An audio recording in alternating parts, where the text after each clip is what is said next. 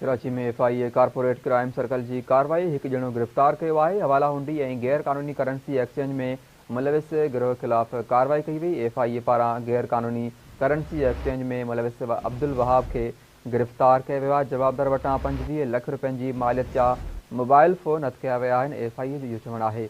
अहम ख़बर है, कराची में FIA कॉर्पोरेट क्राइम सर्कल की कार्रवाई, एक ॼणो गिरफ़्तार किया है। हवाला हुंडी और गैर कानूनी करेंसी एक्सचेंज में मुलविस गिरोह खिलाफ़ कार्रवाई कई। FIA पारा गैर कानूनी करेंसी एक्सचेंज में मुलविस अब्दुल वहाब के गिरफ़्तार किया वियो। जवाबदार वटां 25 लाख रुपयनि की मालियत जा मोबाइल फ़ोन हथ कया विया। FIA जो इहो चवणु आहे। अहम ख़बर है, कराची में FIA कॉर्पोरेट क्राइम सर्कल की कार्रवाई, एक ॼणो गिरफ़्तार करे वरितो आहे।